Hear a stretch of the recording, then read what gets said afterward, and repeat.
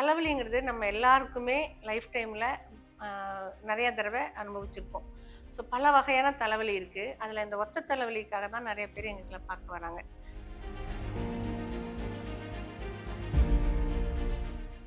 So ஒத்த தலைவலிங்கிறது என்னது? அதுக்கு பேர் தான் நம்ம மைக்ரேன்னு சொல்கிறது.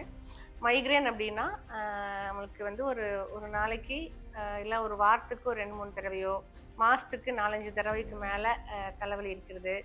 ஒரு அரை மணி நேரத்துக்கு மேலே தலைவலி இருந்தால் தான் அதை நாங்கள் மைக்ரேன்னு சொல்லுவோம்.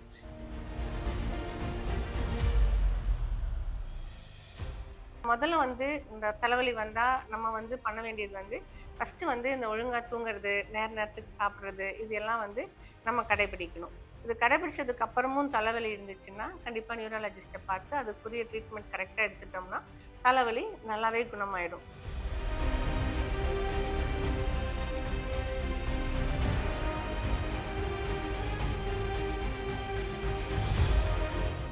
ஹலோ, நான் doctor Aruna Devi, consultant neurologist, Sri Ramakrishna hospital, Coimbatore.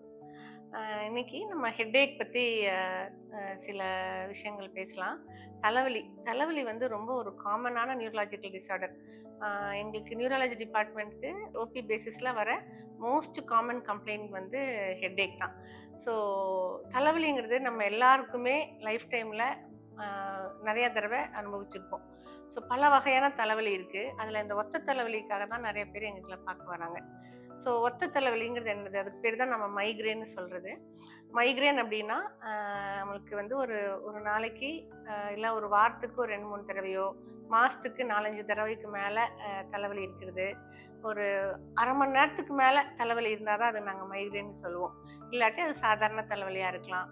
So அரை மணி நேரத்துக்கு ஒரு சைடாக ஒரு தலைவலி, ரொம்ப சிவியராக தலையில் இருக்க ரத்த குழாய் பட் பட் பட்டுன்னு தெரிக்கிற மாதிரி ஒரு தலைவலி, தூக்கம் வராமல் இருந்தால் அது வர தலைவலி, ஒரு சில சமயம் நம்ம தூங்கலைனா, சாப்பிடலைனா, இல்லை ரொம்ப ட்ராவல் பண்ணால், பசிச்சுட்டு சாப்பிடாம ட்ராவல் பண்ணலாம்லாம் அந்த ஒத்த தலைவலி வரலாம். ஸோ இந்த ஒத்த தலைவலிக்கு ட்ரீட்மெண்ட் எல்லாம் நல்லா அவைலபிளாக இருக்குது. முதல்ல வந்து இந்த தலைவலி வந்தால் நம்ம வந்து பண்ண வேண்டியது வந்து ஃபஸ்ட்டு வந்து இந்த ஒழுங்காக தூங்குறது, நேரத்துக்கு சாப்பிட்றது, இது எல்லாம் வந்து நம்ம கடைபிடிக்கணும். இது கடைபிடிச்சதுக்கு அப்புறமும் தலைவலி இருந்துச்சுன்னா கண்டிப்பாக நியூராலஜிஸ்ட்டை பார்த்து அதுக்குரிய ட்ரீட்மெண்ட் கரெக்டாக எடுத்துட்டோம்னா தலைவலி நல்லாவே குணமாயிடும். தலைவலியோட வாழ்கிறது எவ்வளோ கஷ்டங்கிறது நம்ம எல்லாத்துக்குமே தெரியும். ஸோ தலைவலிக்காக நீங்கள் மருந்து கடையில் போய் நவ் அண்ட் தென் அப்பப்போ மருந்து வாங்குறதை விட ரெகுலராக மாத்திரைகளை சாப்பிட்டுட்டு உங்கள் லைஃப் ஸ்டைலை கொஞ்சம் மாடிஃபிகேஷன் பண்ணிவிட்டு நம்ம இருந்தோம்னா தலைவலியிலிருந்து நம்ம முற்றிலுமாகவே க்யூர் ஆகிக்கலாம். தேங்க்யூ.